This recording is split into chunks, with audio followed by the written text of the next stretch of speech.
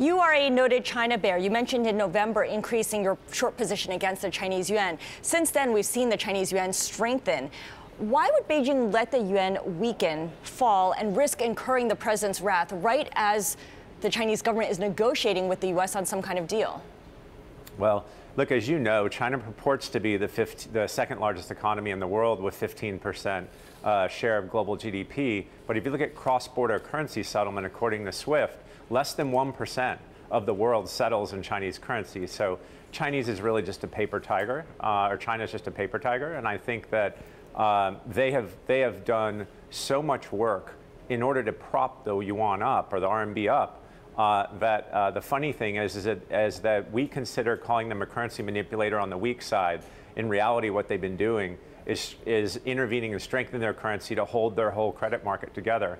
So to your point, what is their true pile of FX reserves worth? How much money do they have in order to defend their currency before they have to let it go? And I think as China becomes more globalized and wants to become more of a real currency, today it's not even a real currency, being less than 1% of global settlement, then true economic forces will act on it, and that's when you'll see a revaluation.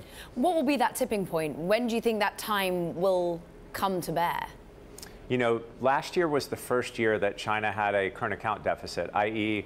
More money going out of China than coming in. And I think that they're so desperately short dollars that they need foreign direct investment, portfolio investment to hold everything together, given the extent of their credit position that they're in today. That the tipping point will be, when you look at China from a macro perspective, they've got a current account deficit and they're running a massive fiscal deficit. So their consolidated fiscal deficit is a little bit north of 10% of GDP, including local government finance vehicles. Think about the US. We're now a little bit more than 4% of GDP, and all the alarm bells are going off when China's at 10% of GDP.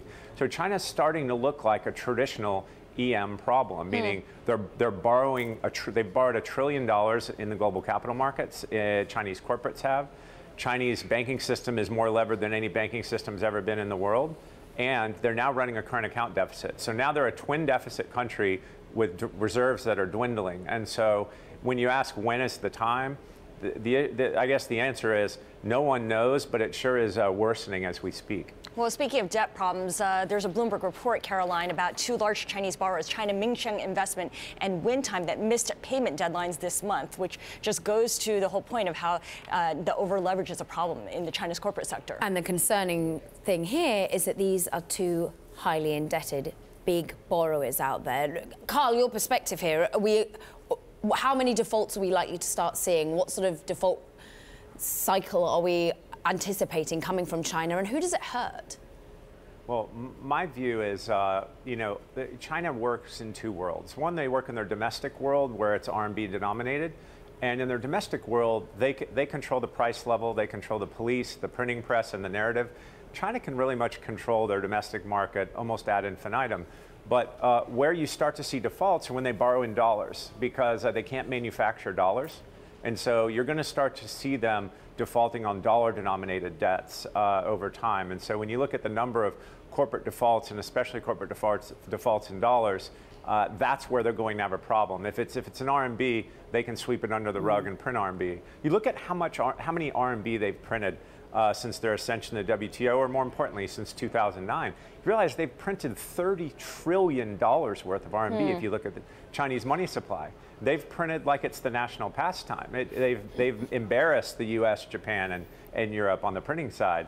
And so I think that's all going to come home to roost soon.